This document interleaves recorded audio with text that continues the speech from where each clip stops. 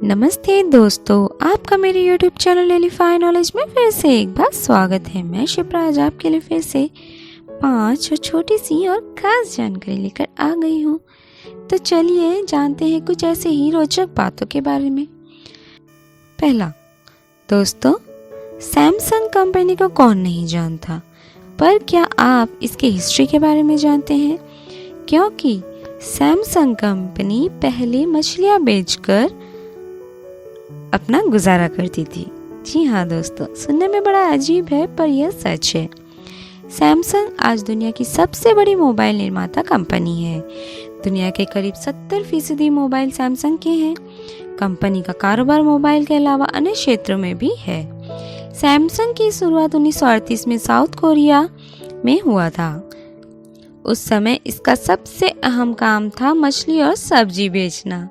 जी हाँ दोस्तों, सुनने में अजीब है पर यह सच है। सैमसंग शब्द को कोरियन भाषा से लिया गया है। अंग्रेजी भाषा में इसका अर्थ 3 स्टार्स होता है। सैमसंग कंपनी महज 40 लोगों के शुरू हुई थी, लेकिन अब इसमें 3,75,000 लोग काम करते हैं, जबकि एप्पल के पास केवल 80,300 कर्मचारी है। सैमसंग 1938 से लेकर अब तक 80 अलग अलग तरह के बिजनेस में अपना हाथ आजमा चुकी है। कंपनी ने इलेक्ट्रॉनिक्स इंडस्ट्री की शुरुआत 1960 में की थी। आपको बता दें कि सैमसंग के 90% प्रोडक्ट्स खुद सैमसंग की ही फैक्ट्री में बनते हैं। सैमसंग द्वारा सबसे पहला मोबाइल डिवाइस 1986 में लॉन्च किया गया था। यह एक कार फोन था। एक गैजेट बाजार में पूरी तरह से पिट गया था। 1993 से सैमसंग दुनिया की सबसे बड़ी चिप यानी कि मेमोरी चिप या रैम मेकिंग कंपनी में से एक है। तरक्की की सीढ़ी चढ़ना सैमसंग ने 1995 से ही शुरू कर दिया था। इसी साल कंपनी के चेयरमैन ली कुन ही ने सैमसंग के कर्मचारियों के सामने 1,50,000 फोन और फैक्स मशीन इकट्ठा की और अपने कर्मचारियों के सामने उन्हें नष्ट करवाया था। सैमसंग के 2000 कर्मचारियों ने यह नज़ारा देखा था। सैमसंग ने इलेक्ट्रॉनिक्स मार्केट के पॉपुलर ब्रांड सोनी को 2004 और 2005 में ओवरटेक किया और पूरी दुनिया पर छा गया। आज के समय में दुनिया में बिकने वाला हर तीसरा फोन सैमसंग का होता है। दुनिया के 70% स्मार्टफोन सैमसंग के बनाए रैम का इस्तेमाल करते हैं। सैमसंग कंपनी साउथ कोरिया में सबसे ज्यादा रेवेन्यू करने वाली कंपनी है। हर मिनट दुनिया में 100 सैमसंग टीवी बेचे जाते हैं। सैमसंग ग्रुप हर साल अपने non profitable organisation Samsung medical centre के लिए $100 मिलियन डोनेट करता है। एप्पल आईपैड डिस्प्ले वास्तव में सैमसंग द्वारा बनाई गई है। आपको शायद मजाक लगे, लेकिन यह सच है कि सैमसंग कभी सब्जी, नूडल्स और मछली भी बेचा करती थी। दूसरा, दोस्तों, हम सब जानते हैं कि भारत में साड़ी का महत्व क्या है, पर क्या आप साड़ी के बारे में यानी कि उसके इतिहास के बारे में जानते हैं? चलिए आज जानते हैं। साड़ी भारत में स्त्रीत्व का प्रतीक है। हालांकि कई अन्य दक्षिण एशियाई देश जैसे बांग्लादेश, श्रीलंका, म्यांमार आदि में साड़ी के प्रति आकर्षण है, लेकिन फिर भी भारतीय हमेशा सभी साड़ी पहनने वाले देशों की सूची में सबसे ऊपर है। हम सभी जानते हैं कि इस देश के पास कुछ यूरोपीय और मध्य पूर्व स्पर्श पाने का मौका था, लेकिन साड़ी पहनने की यह परंपरा और संस्कृति पुरानी बनी रही। भारतीय इतिहास के वर्षों में इस पोशाक के रंग, डिजाइन और इससे शरीर के चारों ओर लपेटने की शैली में बहुत भिन्नता आई थी। आज यह न केवल अनुष्ठानों और त्योहारों के लिए एक पोशाक है, बल्कि फैशन की पोशाक और फैशनेबल रचनात्मक का एक तत्व भी है। साड़ी दुनिया का सबसे पुराना, शायद अतीत का एकमात्र बिना सिला हुआ कपड़ा है। भारत में साड़ियों का सबसे पहला अभिलेख सिंधु घाटी सभ्यता के दौरान मिलता है, जहां इतिहासकारों को महिलाओं की साड़ी पहनने के प्रमाण मिले हैं। कुछ लोग कहते हैं कि कपास और बुनाई की कला भारत में मेसोपोटामिया की सभ्यता से आई थी, लेकिन सिंधु घाटी के लोग भी कपास से परिचित थे। भारत में आर्यों का प्रवेश एक मील का पत्थर है और भारत के इतिहास को हमेशा के लिए बदलने वाली सबसे महत्वपूर्ण घटनाओं में से एक है। वे इस देश में वस्त्र शब्द लाने वाले पहले व्यक्ति थे। जैसे जैसे वे भारत के दक्षिणी भाग की ओर बढ़े, उन्हें कमर के चारों ओर कपड़ा लपेटने की शैली अपना लिया। वह समय था जब वस्त्रों पर वनस्पति रंगों का प्रयोग किया था। महिलाओं ने कढ़ाई के कौशलपूर्ण स्पर्श के साथ रंगीन साड़ियों को पहनना शुरू किया। शब्द पट्टा, जिसका अर्थ लगभग सभी दक्षिण भारतीय बोलियों में रेशम है, इस समय के दौरान उत्पन्न होने लगा। फारसी और यूनानी साड़ियों के फैशन में भारी बदलाव लाने में सक्षम थे। यूनानियों ने कपड़े की तरह एक बेल्ट पहनी और फारसियों ने कपड़े पहने थे जो कंधे पर एक साथ रखे गए थे और कमर पर बेल्ट लगाए गए थे। इस तरह की पोशाक ने भारतीय महिला को आकर्षित किया और उन्होंने भी इस शैली को अपने फैशन के साथ मिलाना शुरू कर दिया। कपड़े सिलने और सिलने की कला के प्रारंभ में भारत में हुआ। ऐसा कहा जाता है कि फारसियों ने ही भारत में सिलाई की कला की शुरुआत की थी। इस अवधि के दौरान तत्कालीन मौजूदा साड़ियों के साथ पहली बार चुस्त फिटिंग ब्लाउज पहनने की संस्कृति को चोलिस कहा गया। फारसियों ने भारत में मोती और अन्य कीमती पत्थरों के साथ कपड़ों को अलंकृत करने की सुरुचिपूर्ण कला भी पेश की। मुगल संभवतः भारत में सबसे उल्लेखनीय शासक है जिन्होंने भारत जीवन के हर पहलू में योगदान दिया, चाहे वह स्मारक हो, युद्ध हो, भोजन या पोशाक। उनके शासनकाल के दौरान भारत को साड़ियों में एक और बड़े बदलाव का सामना करना पड़ा। मुगल भव्य शैली और सुरुचिपूर्ण फैशन के शौकीन थे। उन्होंने सिलाई की कला में महारत हासिल की और रेशमी कपड़ों के प्रति उनका बड़ा आकर्षण था। साड़ियों को बांधने की आधुनिक शैली का जन्म इसी काल में हुआ था। यह वह शैली है जो एक भारतीय महिला को सुंदर बनाती है। बताया जाता है कि इस काल में कपड़े के लिए 500 से अधिक प्राकृतिक रंग मौजूद थे। रविंद्रनाथ टैगोर की भाभी कादम्बरी देवी ने साड़ी पहनने की संस्कृति में थोड़ा और लेकिन उल्लेखनीय बदलाव लाया। उन्होंने समाज को साड़ी बांधने का नया तरीका सिखाया। पहले के दिनों में 6 गज का कपड़ा एक ही म्यान में पहना जाता था, जिसमें सिलवट की कोई अवधारणा नहीं थी। वह प्लीट्स वाली साड़ियों को ड्रैपिंग करने वाली पहली महिला थी। सुना जाता है कि उन्होंने उस जमाने की महिलाओं को इस तरह की साड़ी पहनने के लिए प्रेरित करने के लिए अखबारों में विज्ञापन भी दिया और जरूरत पड़ने पर वे साड़ी पहनने की कला सीखने के लिए उनके पास आती थी। महिलाओं के समाज में उनका योगदान था कि आज भी साड़ी पहनने की प्रवृत्ति का पालन किया जाता है। तीसरा, दोस्तों, रूस एक ऐसा देश है जहां पर एक तरफ दिन होता है और दूसरी तरफ रात।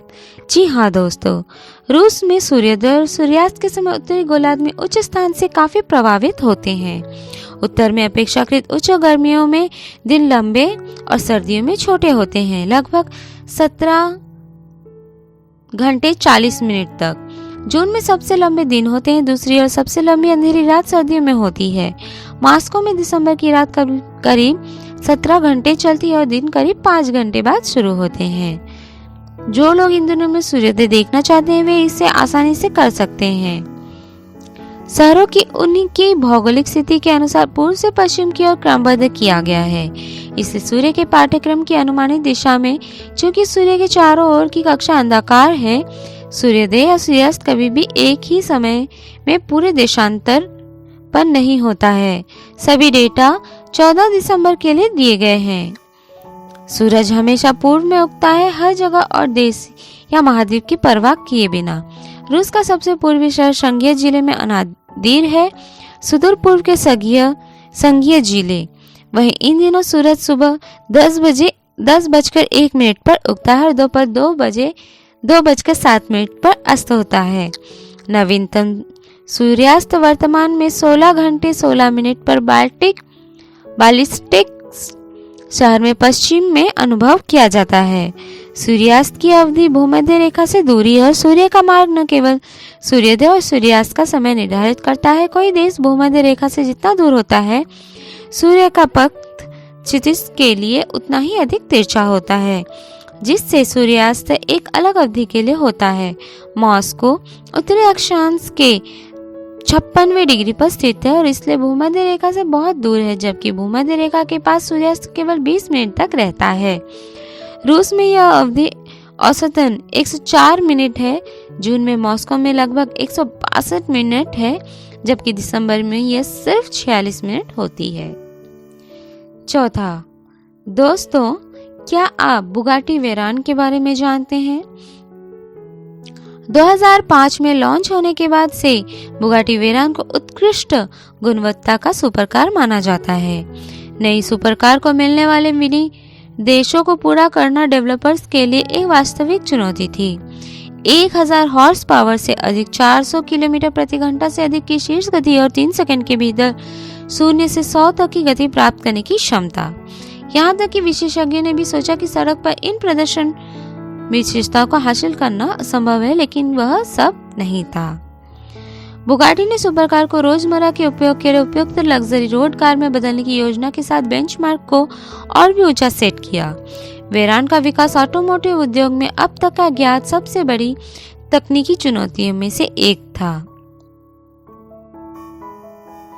बमुश्किल कोई पुर्जा घटक या सिस्टम मौजूदा कार अवधारणा से लिया जाता है और वेरान में इस्तेमाल किया जा सकता है। प्रदर्शन विनिर्देशों को प्राप्त करने के लिए सब कुछ खरोच से विकसित किया जाना था और फिर कार में सब कुछ लागू किया जाना था। इस प्रक्रिया ने अन्य उद्योगों के अनुभवों को भी आकर्षित किया, जिसमें सामग्री और प्रणालियां नियमित रूप से चरम गति और बलों के अधीन होती है, जैसे कि विमानन और अंतरिक्ष यात्रा। वेरान एक प्रतिष्ठित वाहन है, सुपरकार जिसने बुगाटी को ऑटोमोटिव के आधुनिक परिदृश्य में पहुंचा दिया। इसने बेंचमार्क को बहुत ही ऊंचा सेट कर दिया।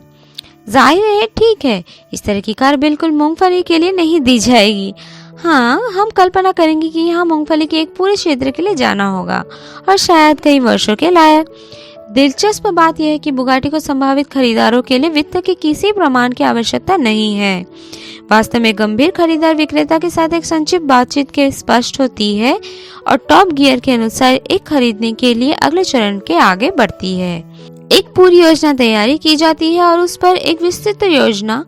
इसलिए बिक्री टीम बिक्री के लिए जाने से पहले जानते हैं कि प्रश्नों के संदर्भ में क्या अपेक्षा की जाए और निश्चित रूप से वे क्या और क्या प्राप्त कर रहे हैं। यह मत सोचिए कि आप इनमें से एक खरीद सकते हैं और अपने चचेरे भाई को गली से अपने ब्रांड न्यू वेरान के इंजन पर काम करने के लिए कह सकते हैं। कंपनी आपको नए वाहन पर कोई भी और सभी काम करने के लिए पंजीकृत बुगाटी स्थानों पर जाने के लिए बाध्य करती है। वे इनमें से किसी पर भरोसा नहीं करती, विशेष रूप से सप्ताहांत यांत्रिकी। जब टायर बदलने की बात आती है तो अगर आप काफी टाइट शेड्यूल रखने को तैयार नहीं है तो बुगाटी खरीदने को की भी जहमत न उठाए। कंपनी आपको हर 2500 मील पर टायर बदलने की सलाह देती है। गंभीर ग्राहकों की पहचान हो जाने के बाद वे बुगाटी खरीदने के अगले चरण पर आगे बढ़ सकते हैं। इंटरव्यू के अलावा उन चरणों में से एक टेस्ट ड्राइव है। हाँ, प्रत्येक गंभीर खरीदार को कुछ घंटों के लिए $1 मिलियन बुगाटी का परीक्षण करने की अनुमति है, लेकिन कार धोने का मतलब है कि उन्हें इसे खरीदना ही होगा। अगर आप अपने बुगाटी में कुछ काम करने की योजना बना रहे हैं तो यह कोई समस्या नहीं है, जब तक आप इसे यथासंभव मूल्य बनाने की योजना बना रहे हैं। आपको ठीक होना चाहिए, लेकिन यदि आप इसे किसी अन्य वाहन की तरह दिखने की योजना बना रहे हैं तो कंपनी को इससे समस्या हो सकती है। आपको भी। प्रत्येक बुगाटी चिरोन को ग्राहक की पसंद और इच्छाओं के अनुसार कस्टम मेड किया जाता है। उक्त ग्राहक द्वारा कंपनी द्वारा खरीद के लिए अर्हता प्राप्त करने के लिए सभी जांच और साक्षात्कार पास करने के बाद इसे पहले, हालांकि बुगाटी को आपको भारी डाउन पेमेंट भेजने की आवश्यकता है, यानी $2,50,000 सटीक होने के लिए और कार का उत्पादन शुरू होने से पहले।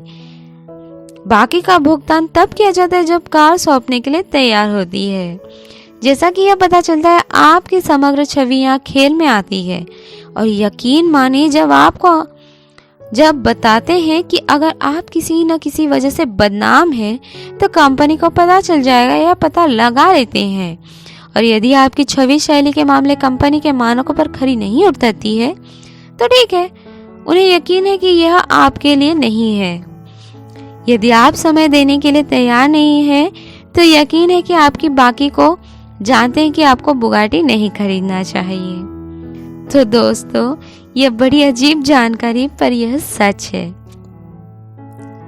5वां, दोस्तों, क्या आप जानते हैं इजराइल एक बहुत ही छोटा सा देश है। जी हाँ दोस्तों, इजराइल उपजाऊ वर्धमान क्षेत्र के लेवांत क्षेत्र में स्थित है। देश भूमध्य सागर के पूर्वी छोर पर है।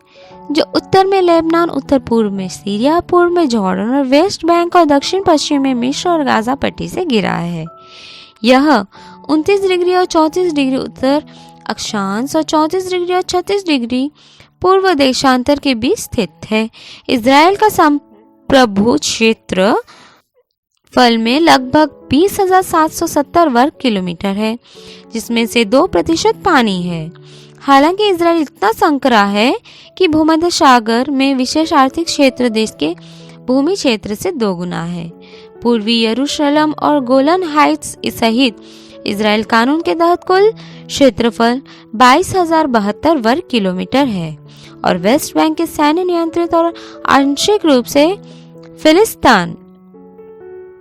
फिलिस्तीनी शासित क्षेत्र सहित इजराइल के नियंत्रण में कुल क्षेत्रफल 27,799 वर्ग किलोमीटर है।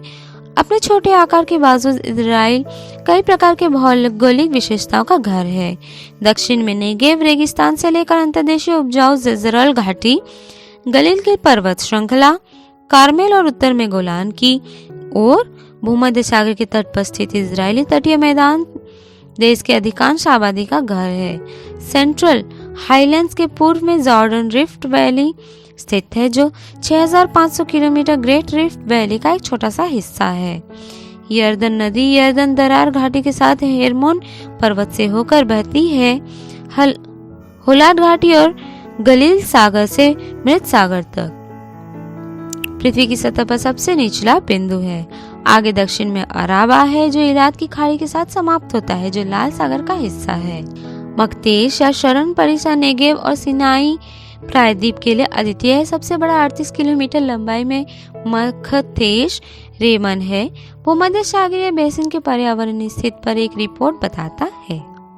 तो दोस्तों, आज की दी हुई जानकारी आपको कैसी लगी मुझे कमेंट बॉक्स पर जरूर बताइएगा और मेरे इस वीडियो को लाइक शेयर सब्सक्राइब करना ना भूलिएगा। नई नई वीडियो पाने के लिए आप बेल नोटिफिकेशन को भी प्रेस करना ना भूलिएगा। Thank you and have a good day.